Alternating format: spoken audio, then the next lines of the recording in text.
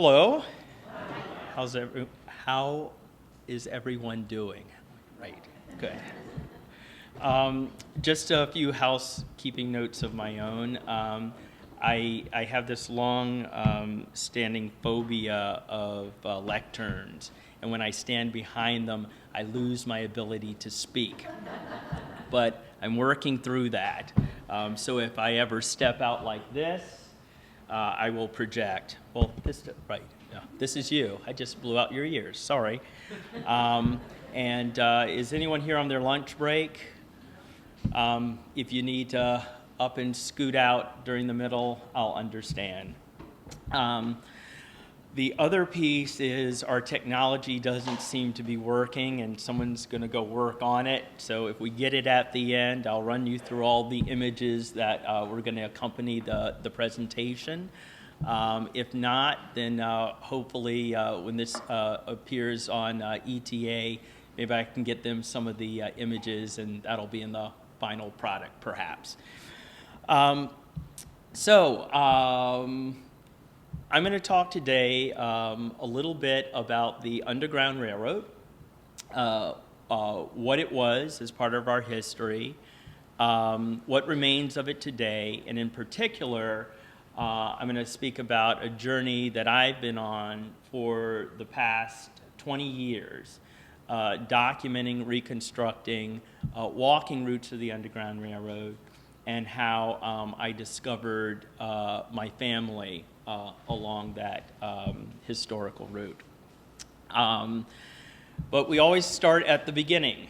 I was born in Washington, D.C., December of 1963 at the old Providence Hospital, and grew up here in the area, so I'm a local yokel. My mother was from Houston, Texas, and came here in the late 50s, went to Howard, and she studied behavioral research. She's since become a teacher, and that's where she met my dad. Oh, another housekeeping thing.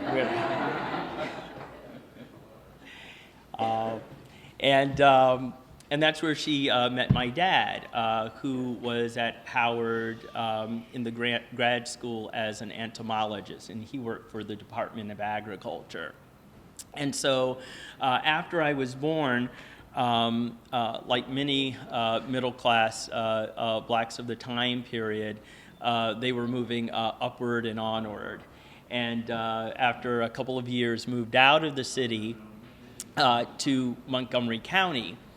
And at the time, around 1967, 1968, there were still places, even in Montgomery County, Maryland, where black people could not live due to redlining and other illegal covenants.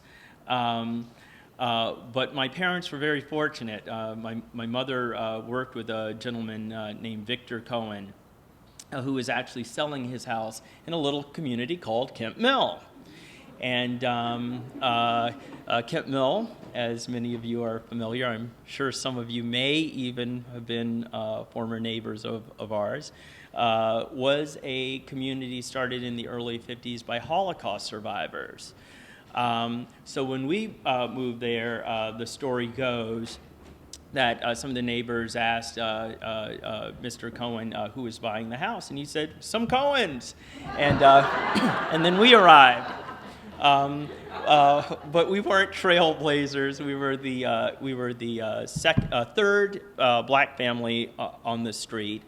There was also a Polish immigrant family and a couple of Gentiles thrown in for spice. But the rest was Kemp Mill kibbutz, so to speak. It was a wonderful place to grow up. I've never liked the term colorblind, but I think there in Kemp Mill, people appreciated people's differences. And no one ever spoke aloud of differences. I remember my mom saying that sometime when I was little, that I came home and I asked her, what was a Catholic, because I'd heard kids talking about so-and-so was a Catholic on the school playground, and how we would go to the grocery store, and I'd say, when we got up to the teller, "Is she a Catholic?" Or when the postman came, "Are you a Catholic?" And I could never figure out what one looked like. But one question that was never asked then, but was repeated through the rest of my growing years, starting at the age of 10, when we left Kent Mill, was people would frequently ask me, how does a black guy end up with a Jewish last name? And for the record, my last name is Cohen, C-O-H-E-N. And I was never able to answer the question. But I always got invites to parties because I was the great, icebreaker. Look, Tony, he's got this Jewish last name. So it wasn't until probably 1989 when I decided to go in search of the answer. And I actually called my grandfather, my father's father, who at the time was living in LA, and I asked him, I said, "Granddad, do you know how we got the name?" And he said that his father, my great-grandfather, a free black man, had been born in Philadelphia during the Civil War, orphaned, and then, according to family legend, adopted by a Jewish family from Wilmington, Delaware. Well, I'm of the Roots generation. So, when I was 13 and Roots came on TV, I was fascinated by even the notion of Africa, of tracing your origins. And like many Americans, that film and that book actually launched the genealogical movement in America. I got swept up in it between 89 and 90 when my father and I decided we were going to crack the code on our secret family origins. Well, we started doing research, Library of Congress, National Archives, the whole 9 yards, going back to Georgia, going to state archives and local historical societies, speaking with family and friends, trying to piece things together. And though we were able to establish many of our family lines, we never discovered the origin of the Cohen name. We never found that Jewish family in Delaware. However, we did discover that on my father's mother's side, her maiden name was Sheftall, S-H-E-F-T-A-L-L. And the only place where we could find that name was in the place that she was born, Savannah, Georgia. And it was a name common to Jewish members of that community. Ah, yes! Excellent. Thank you. Thank you. Okay, where are we? We are right there. We are right there. So I will pause for 1 second, and this is the image that was spoken of in the introduction. This is me in 1996 in upstate New York near Tonawanda, just outside of Niagara Falls, and I am on the last legs of a journey retracing a route of the Underground Railroad. The quote underneath says, "Let a man escape and have but a month's freedom, and he will feel the greatest animosity against slavery. I can't give slavery any name or description bad enough for it." This was a quote from one of my ancestors, but we're not to that part of the story yet. Next, please. I know, isn't he cute? Oh, wait, it's me. I don't know what happened. Next, please. This is my third grade class at Kent Mill, Mrs. Bruckner's class. I don't know if you had any kids back in elementary school in the 60s in Kent Mill, early 70s, but they might be there. Next, please. This is me awaiting the arrival of the Great Pumpkin. Yes. One more. Oh, the 70s. Next, please. And me upon graduation. Next, please. And the National Archives, which is where we kind of left off. So I started working with my father, trying to find this history. And one of the things we knew about our family was we shared the name with a prominent colonial founding family of the state of Georgia, which were the Sheftals. And they were Dutch, Portuguese, and Prussian Jews who had come in 1733, about, I think, 7 months after the colony had been established. Some of the first non-penal colonists of Georgia. And they established the Mikveh Israel congregation there. In fact, it was my fifth great-grandfather, Benjamin Sheftel, and his son Levi, who then built the first synagogue. But we didn't know this at the time. What we did know is we shared this name. And we did soon learn that anyone in North America who has this name descends from that original founder. Well, we started trying to piece together how our family, a mixed-race black line with the name Sheftel, might have coincided with the European Sheftals. And one evening when we were at the National Archives, and the staff there knew us very well by this time, it was probably around 1991, 1992, one of the archivists brought out some Civil War documents. And what they were from was a record series called the Southern Claims Commission. And it was established to compensate people in the South who were loyal to the Union cause during the war, but who had lost property when the Union troops swept through the southern regions. In the records, I found a claim filed by my great-great-grandfather, a free black man named Jackson Sheftel, who was alive during the Civil War and was trying to get compensation for property he lost when Sherman's army came through on its notorious march to the sea. When we pulled out the records, it was a 52-page court transcript in which he basically told his life story. Now, lots of Southerners filed these claims, but they had to prove that they were loyal to the Union cause. So they always brought forth witnesses who would testify to their claims.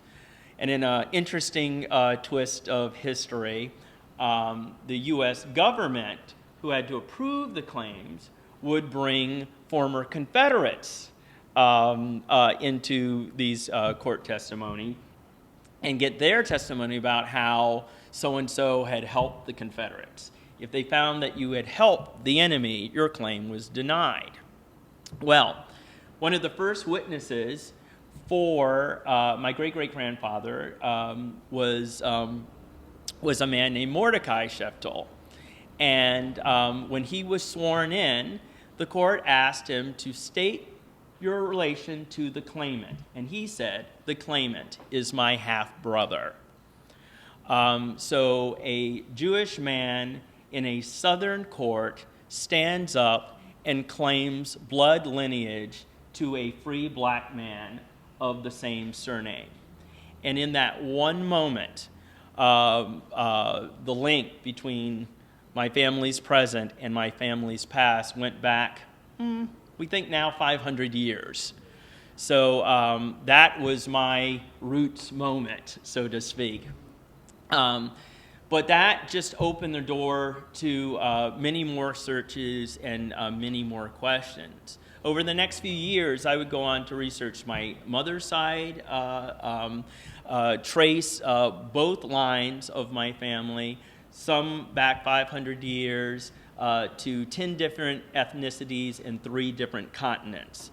So I came to discover that the history of the world essentially flowed through my veins, in 1992, after traveling a while and doing other things with my life, I decided to return to school. I did a stint at the Corcoran School of Art, was kind of bored by that, then transferred to American University, and I picked up American Studies with a concentration in American history.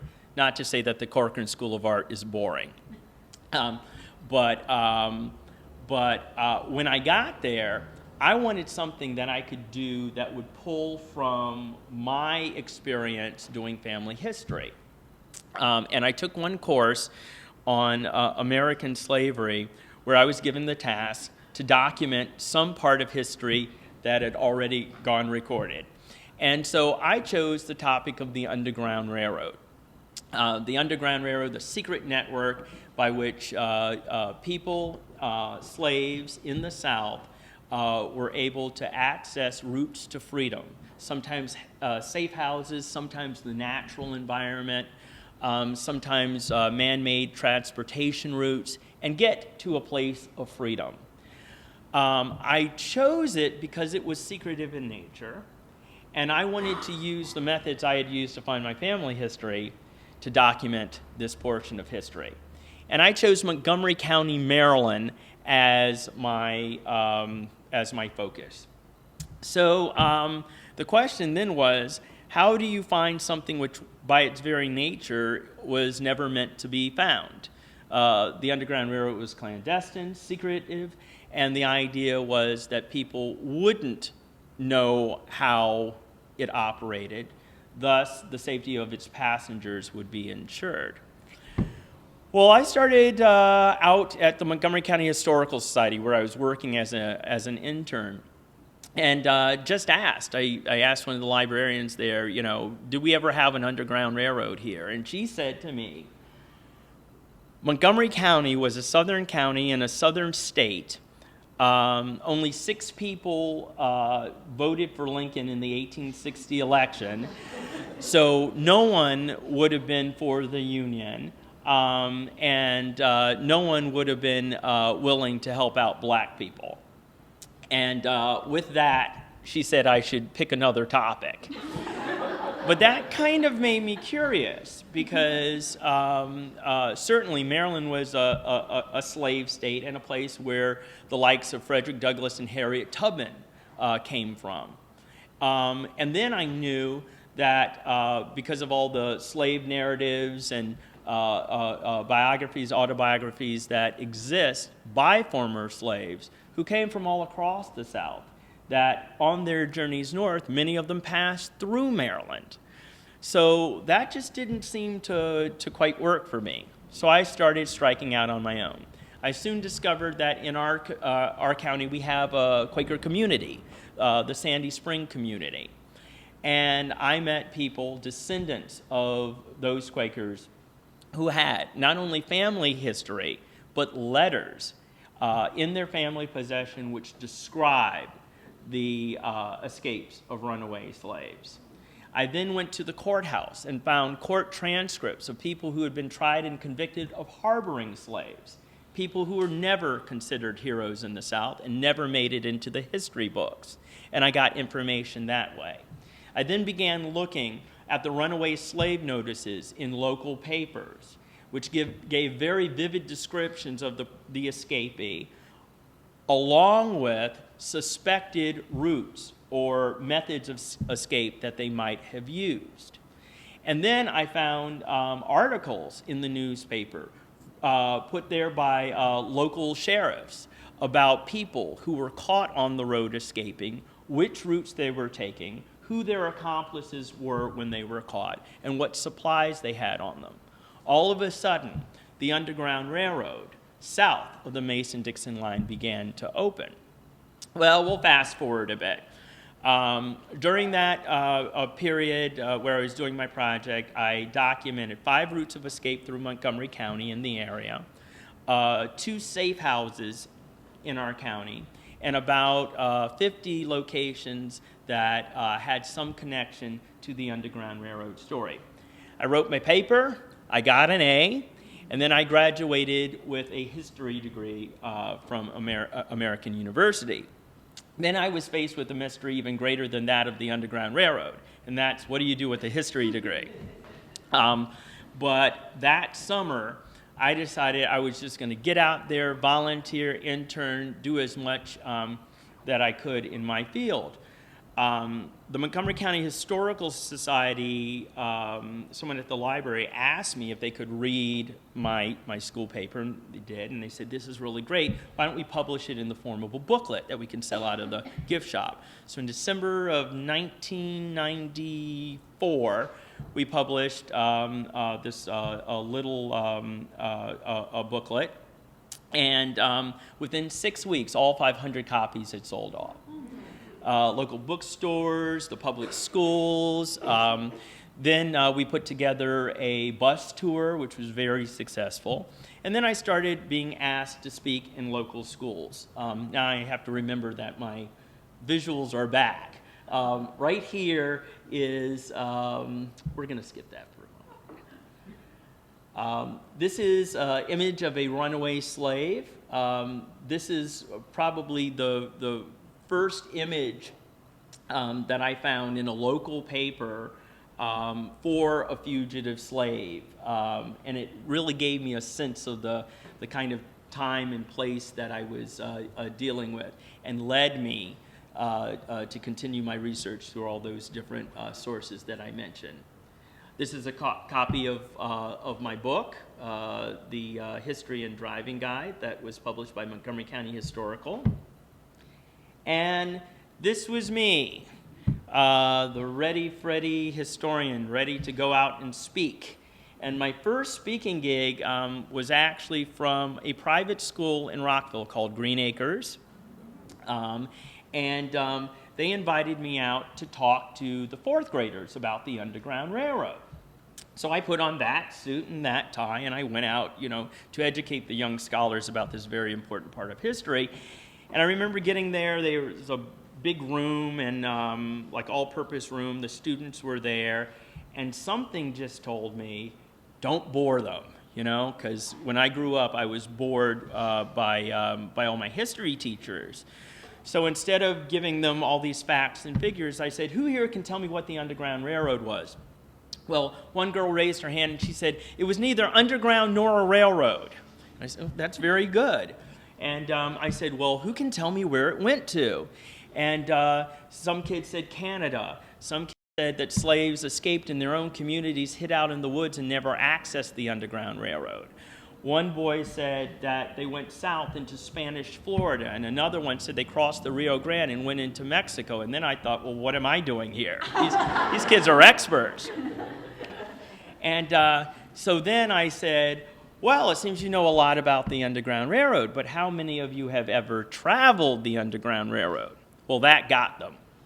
And I said, show of hands, how many of you came to school by way of Rockville Pike? They all raised their hands, well, exception of a few.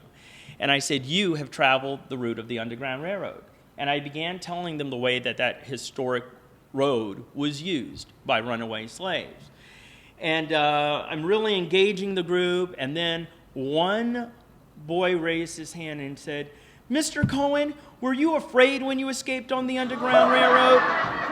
Thinking that because I knew so much about it, that I had come on the Underground Railroad to lecture his class. I had to first convince him I was not that old, but I thought, wow, this is how history should be taught, in a vivid way that connects people with the times and the places and other people who've gone before. Well, then I started going around and speaking. But that question that boy asked me always stuck in my mind. So then, I think it was the summer of 1995, I got an idea. I was unemployed at the time. I had a little part-time contract with Park and Planning Commission that was going to run out in, I think, the fall of that year. But I knew the next year I needed to sink my teeth into something. So I thought, well, what if I do an independent project where I actually walk one of the roads out of our county into a neighboring county and just keep on going? Ask people along the way in each of the towns what they knew about the Underground Railroad. certainly the same kind of information would rise. I would be able to document stuff that would lead me to the next place and the next place and beyond. So I cook up this idea, and I think it's kind of crackpot. You know, I'm going to walk to Canada. But I decide, you know, why don't I float it by some experts? So the next time I was invited to speak, this time to a group of fifth graders, I threw my idea out. And they were all just amazed. One girl raised her hand and said, well, how will you know which way to go? What will you take in your backpack? And how many miles will you have to travel? And so we broke the kids into little subgroups, and we had them explore all of this. There was a math class there, and they figured out what the longest route and how many miles I would have to go on that route versus the shortest route to make my journey. The home ec students figured out what a well-balanced diet would entail and what I should eat on the road. And they're all doing their planning and whatnot, and then they came back, and one girl raises her hand, and she says, Mr. Cohen, my parents tell me that there are white people who don't like black people, and if you walk through their town, they'll put a sheet over their head and they'll chase you. And she was obviously talking about the Klan. And then the kids started saying, you know, I don't think you should go on this journey. Until one boy raised his hand and said that his father was a member of the National Rifle Association, and he could get me a gun and get me in on some target practice. I did not take him up on that idea. But the thing that I thought was amazing about this, that they were thinking in an energetic and elastic fashion, that the Underground Railroad wasn't something of the past, but it was something today that could be accessed by any of us. Other suggestions came up during subsequent presentations, such as this thing called the Internet. This was 1995. I actually get an internet website and post my itinerary on it, which I did. By the end of my walk, which I eventually did, the final week, my website had the most hits of any website for a single day in America. 10,000 in July of 1996. But it was a perfect melding of the information superhighway and people's love of history. May 6, 1996, I started off. I went through Maryland, Delaware, Pennsylvania, New Jersey, and New York. Well, I kind of went through New Jersey. During each of those places, I traveled anywhere from 10 to 25 miles a day, which was basically 5 to 12 hours. And that included stops along the way, where I researched, talked to people, and explored the Underground Railroad. When I got to Philadelphia, I was telling one school group about a man who actually shipped himself to freedom by being put inside of a wooden crate. And then decided, since I was about 5 days behind on my itinerary, why don't I do the same? And so, that's a picture of me at the beginning of my journey. I know, impressive, huh? Next. And this is Henry Box Brown.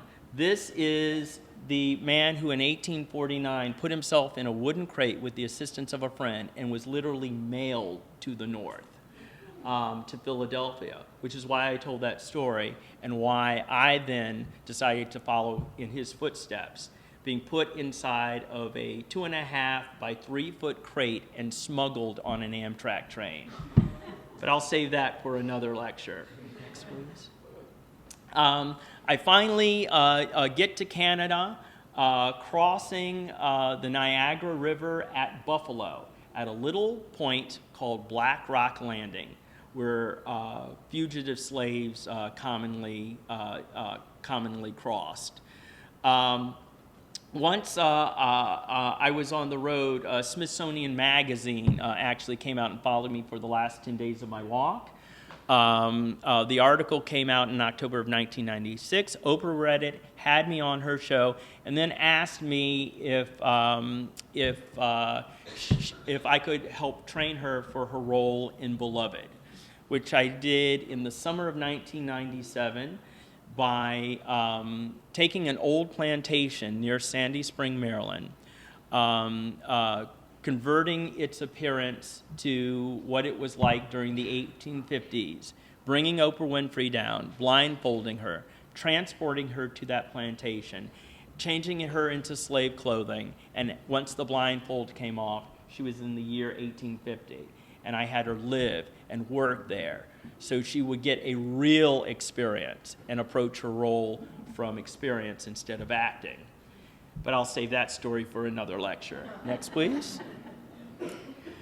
So after the Oprah experience, I was signed to a book deal with Scribner's, Simon & Schuster, and it was a bit rough going, and about a year and a half into writing the book, I needed a break.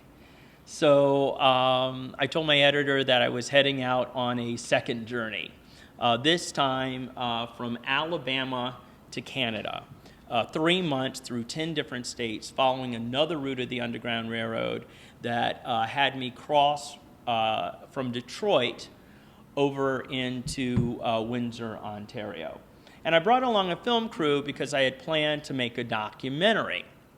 When I get to Canada, I am researching in a Canadian archive, and I found a book written in 1856 about a man who, by a man who had traveled throughout Canada. His name was Benjamin Drew, and he had read Harriet Beecher Stowe's Uncle Tom's Cabin and was greatly moved by it.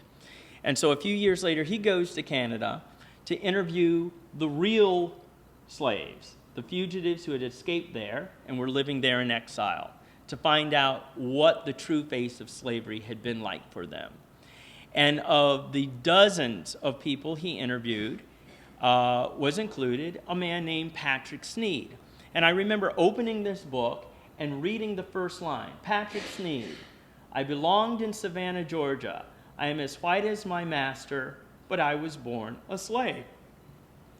And by this time, I've read so much that sometimes, you go back and you find something and you realize you already have seen it or passed over it. So I saw the name and I thought, oh, I know that name. I must have read this before. And I closed the book. I finished my trip. Maybe 6 months later, I'm at the Library of Congress looking up something as I'm working on my own book. And I'm led back to The Refugee, or The North Side View of Slavery by Benjamin Drew.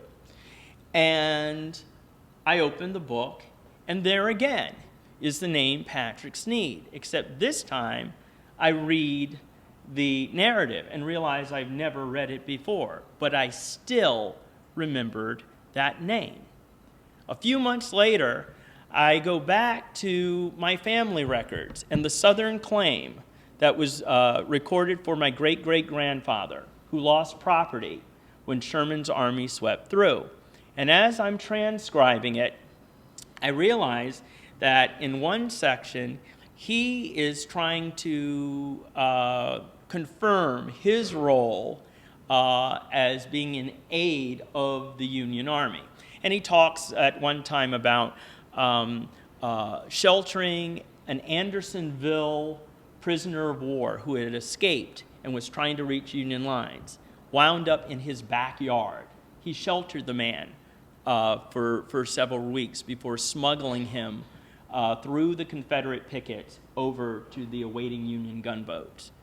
Then he said that he had an uncle who had served under General Judson Hugh Kilpatrick when Sherman's army came into the city. And Kilpatrick was known as Kill Cavalry. He commanded the cavalry of Sherman's army. And if you've ever seen Gone with the Wind, all the burning of Georgia, that was done by Kilpatrick's men. And then he names that uncle who came with Kilpatrick, and he said his name was Patrick Sneed. And I'm thinking, wait, I know that name, but I couldn't place it.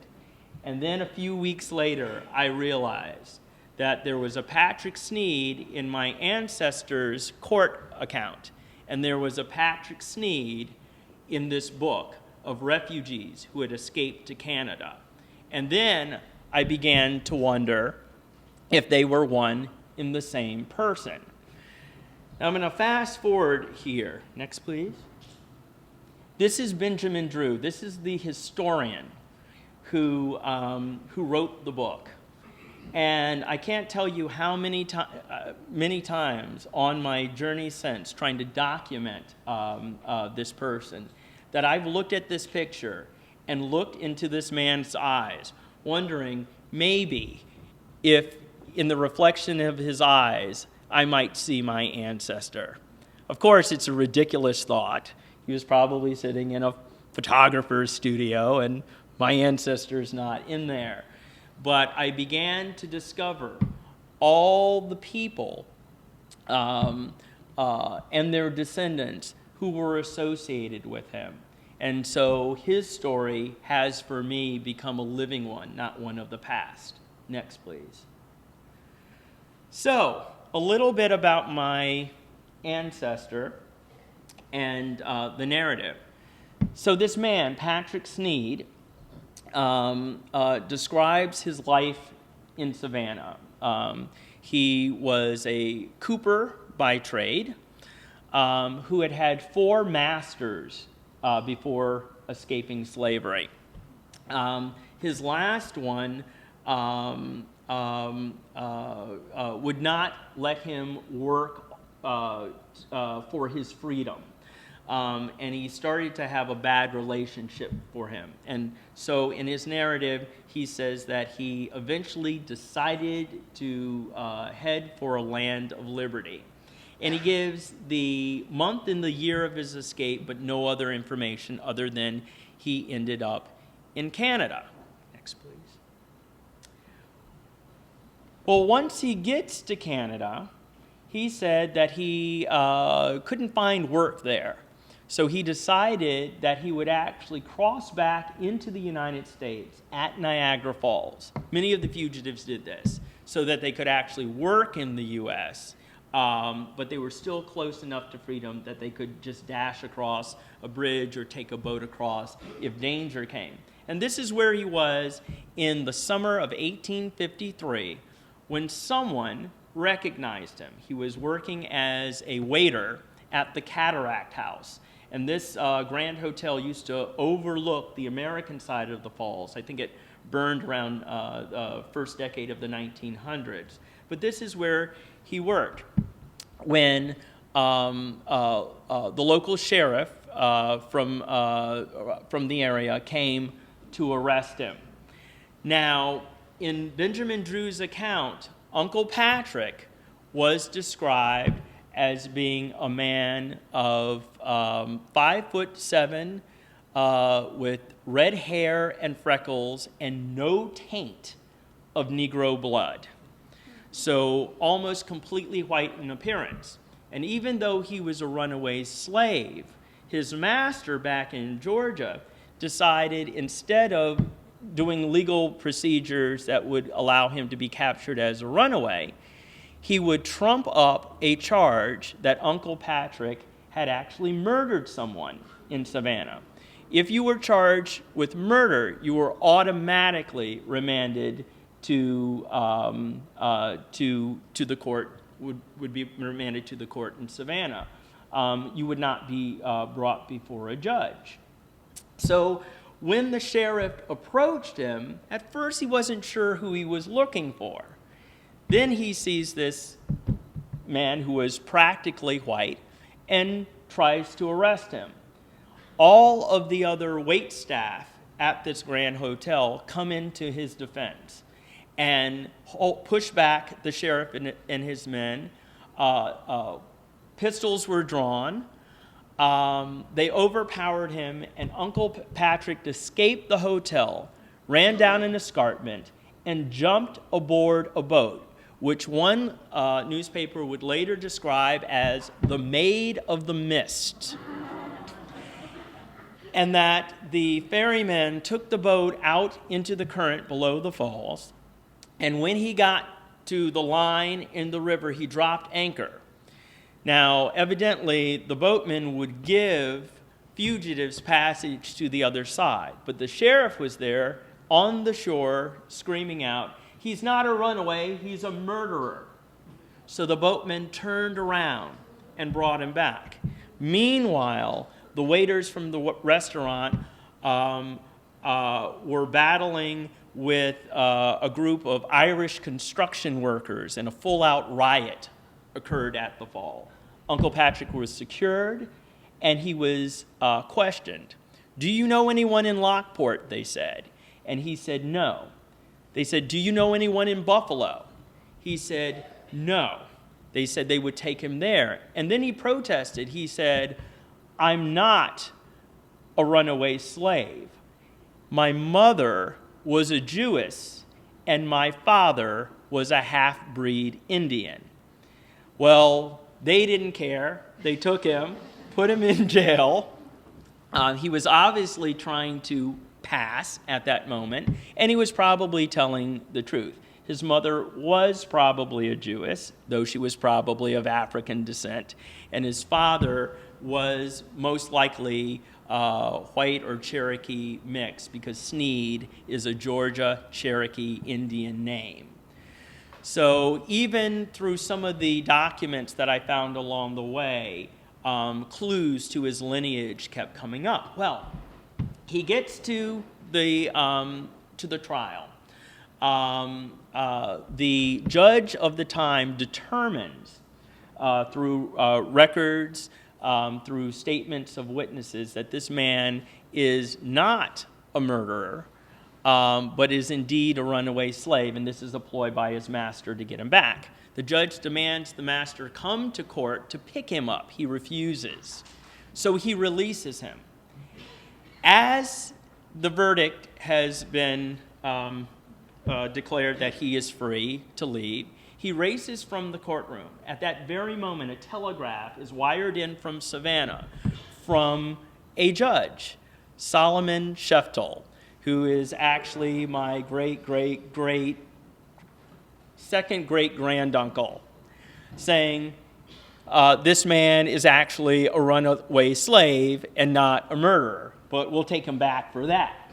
By which time, Uncle Patrick has already secured a carriage, has already raced to the river, and as one New York historian assured me, there was one place to cross at that time. A little place on the river, a few miles from Buffalo, called Black Rock Landing. The very place that I crossed in 1996 at the end of my journey, long before I knew who Patrick Sneed was. And at that moment that I discovered that, I began to wonder, had I been in search of the Underground Railroad all those years, or had it been in search of me? Now I'm going to take you just through some slides. Next, please. This is an image of Niagara Falls in 1850, just a few years before Uncle Patrick would have been there. And what really impresses me about the falls, I'm sure many of you have been to the falls, it is such an unbelievable sight. And for people, many of whom were born, lived, and died on small farms and large plantations, some of the lucky who had grown up in cities and saw the passing of diverse people from other places and had a little bit more knowledge of the outside world. The idea that you can go from not knowing what exists in the world around you to thinking that you can actually claim yourself, create your own identity, your own world, go to a place called freedom. Where was that? And actually get there. And then when you're crossing into freedom's doorway, you're greeted with the majesty of the falls. That had to be the greatest of tributes to the slaves for their tenacity. Next, please. This is York, today known as Toronto. This is where he lived for a couple of years, and as I've been researching, discovered the place where he actually lived, which has since been torn down. Next, please. So once I found out a bit about Patrick, I researched for a number of years, and using records and accounts and whatnot, I actually determined that the Patrick Sneed in Drew's book was indeed my ancestor. Then I decided, well, instead of writing a book about my journey on the Underground Railroad, I think this is the book I want to write. So I began looking not only into his life, but how both of our lives intertwined and melded together. This is the Second African Baptist Church of Savannah, Georgia. And this was the church we believe that Uncle Patrick was a member of. Next, please. If you go to the church today, you'll see the hardwood floors and this interesting design, holes in the form of what's called a Bakongo cross in the floor that appears to be a heating grate. But according to church legend, there's a space underneath there in which runaway slaves used to hide, and that's what they would breathe from.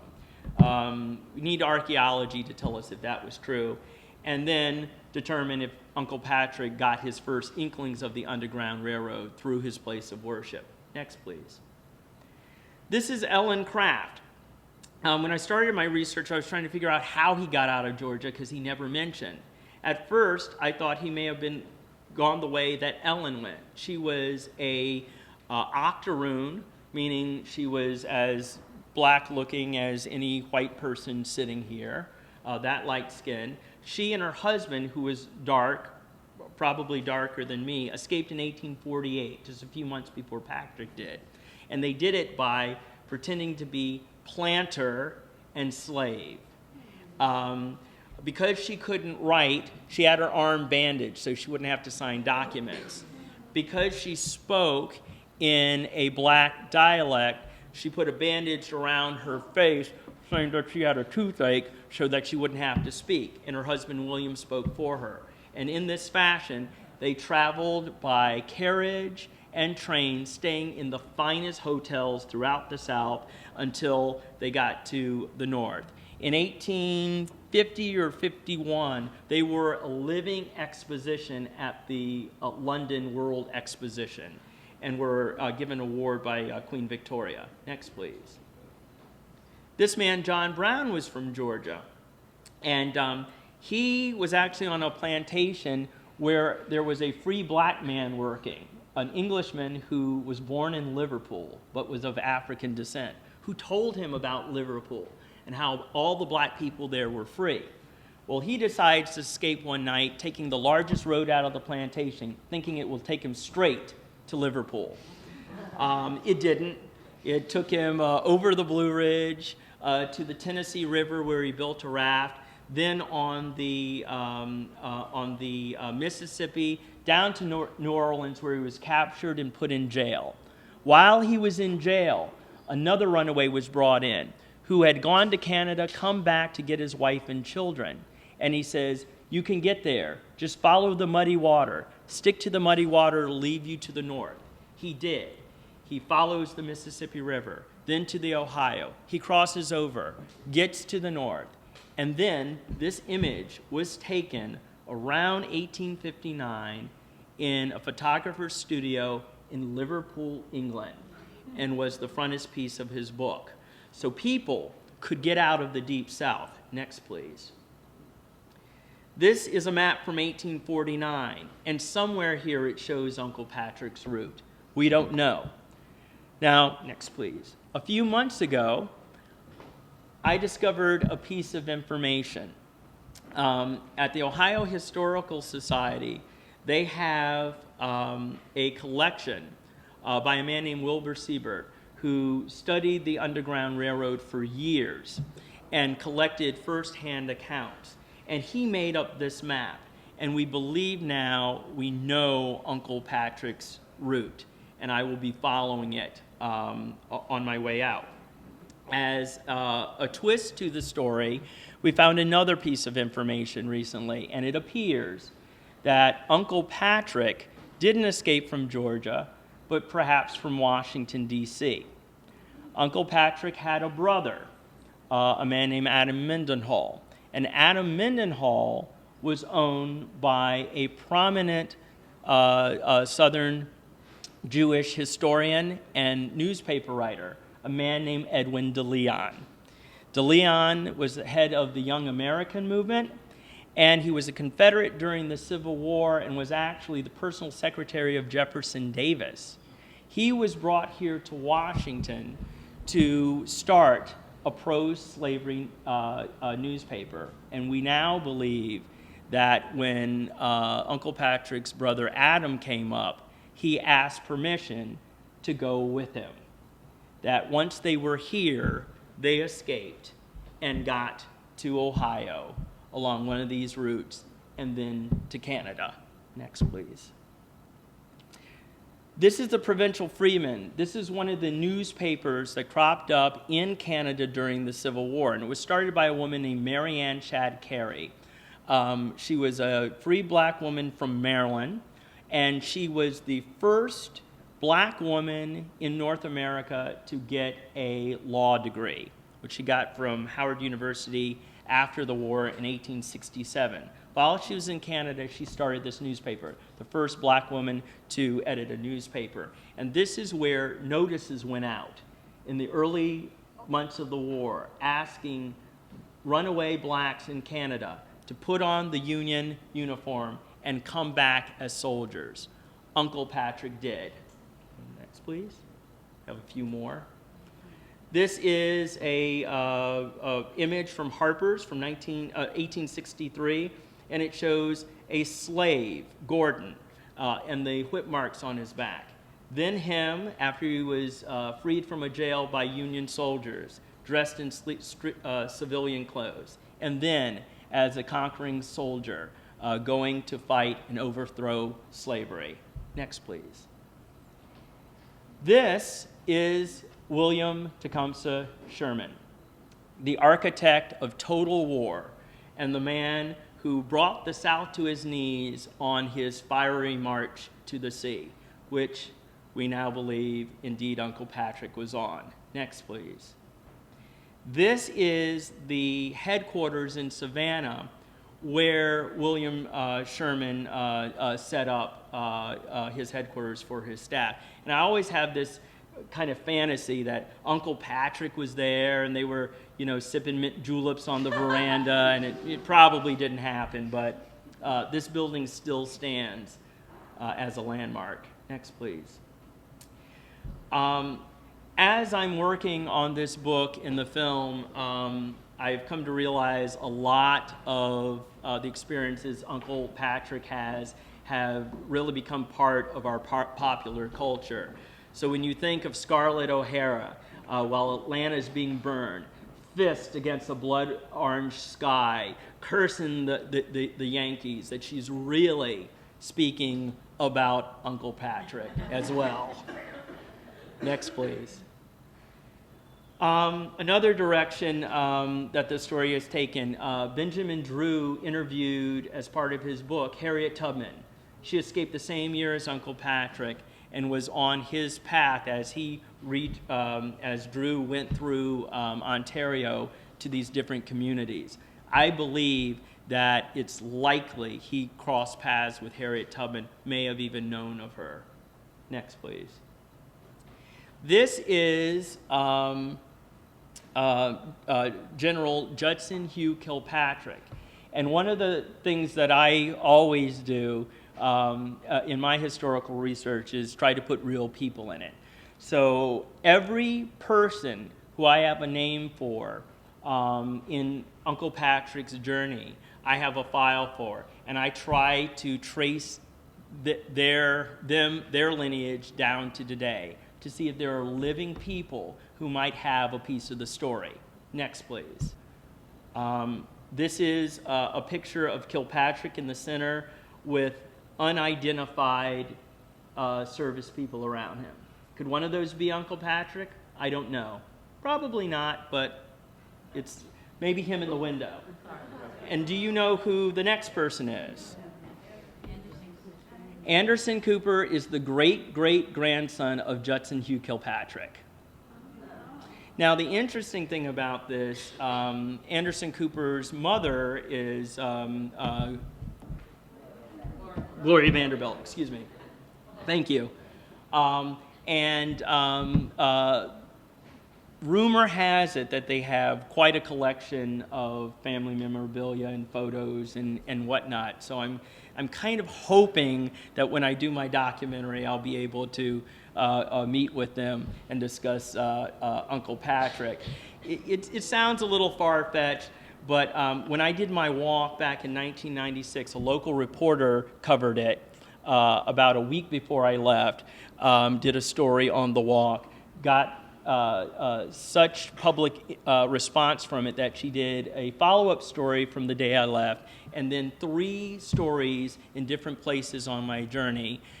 Put the series together, won the local Emmy. Her name is Suzanne Malveaux, and she's now an anchor on Anderson Cooper 360. So call up Suzanne. Next, please. Anybody know who this is? Any guesses? Or can anybody tell me what this person is? Cherokee. What else? What do you think? I've gotten Mexican. I've gotten black. That's my dad. Yeah, Cherokee. Yep. I don't know what happened to me, but I'm thinking that is very strong on his line. Whereas I should have put in a picture of my grandmom. She's whiter than anybody in here. So one of the things I'm going to do as part of my film is actually have a genetic test done. Not only am I looking for who I am, but trying to figure out what I am. Next, please. That's me on one of our shoots. Next, please. Me and my editor at Niagara Falls after we've just gotten off of The Maid of the Mist. And so much of Uncle Patrick's story is still around us. Next, please. And there it is, the Freedom Ship, so to speak. Next, please. And this is where we end our presentation, and likely where the story began. This is Mikveh Israel in Savannah, Georgia, the synagogue and congregation that my 5th great-grandfather started 278 years ago. If you're ever in Savannah on a tour bus, you'll end up here. It's a fascinating site. We have the oldest Torah in the New World. I believe they may have brought it over with them in 1733, and it may have... What was that? Yes, yep. I think it's like deer hide or something, and it may have come from the Bevis Marks congregation, which they were a part of in London, we think. Last slide, please. One man, 2 centuries, 3,000 miles in search of a mystery. Patrick and me. I'm working on the film and the book. I'm hoping to have it out by 2013 to mark the 150th anniversary of the Emancipation Proclamation, which we also believe was read for the first time in America in Savannah in front of Uncle Patrick's church. So it's a pretty interesting story, and we think a story of America. Thank you very much. And I know I've spoken for like 3 hours, so I'll take as many questions as are allowed. The question was Uncle Tom's Cabin on Old Georgetown Road in what is now called North Bethesda. I lived a few blocks away from that in 1976, and we called it Rockville back then. But it's the it's the old Riley farmhouse where Josiah Henson, one of the people Harriet Beecher Stowe modeled her character Uncle Tom after. It's owned by Park and Planning Commission. And just a little bragging right here, for years, when I grew up in that community, I would go up with friends and we'd look through the window of the little kitchen cabin next to the house. About 4 years ago, when the family finally decided to sell it, the realtor actually called me, thinking that Oprah Winfrey might like it. And I said, no, let's sell it to the Park and Planning Commission, who then purchased it. We put them in touch. They purchased it, and it is now in public hands for posterity.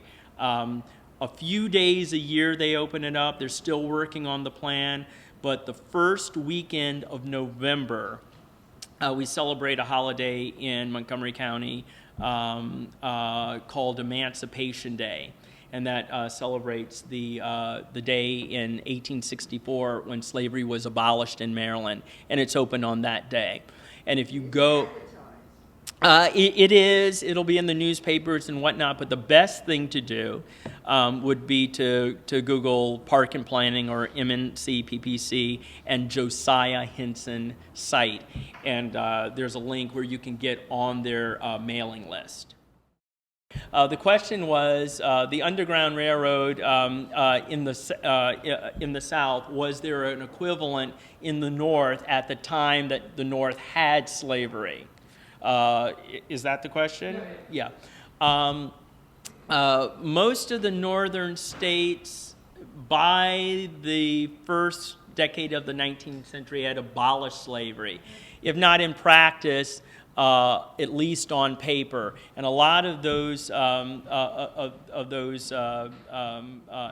Emancipation Acts called for the gradual emancipation of slave.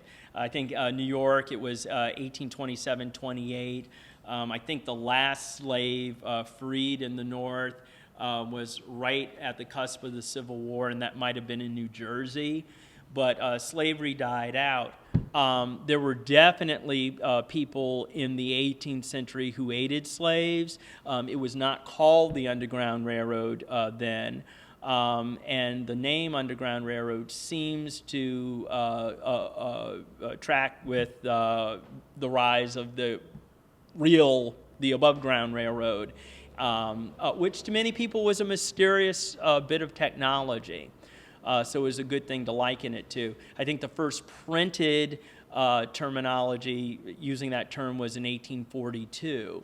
But in the North, it was really legal action that overthrew slavery, court after court. And I think it was Massachusetts that had the first decision that slavery was unconstitutional there, but I think it was Pennsylvania that abolished first.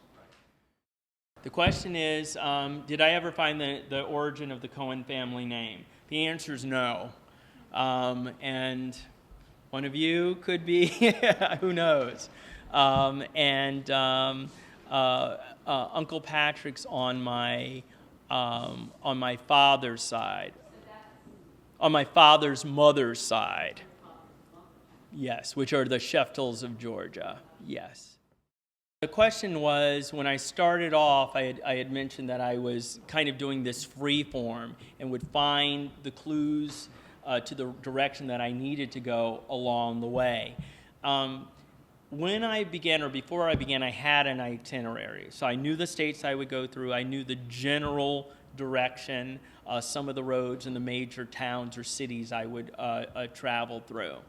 When I got on the road, one of the interesting things was by the time I was on the road, I think for the first week, I had, via emails that people had sent me, a place to stay every night that first week. So people put me up in their homes. By the end of the journey, I would have stayed at a hotel only once.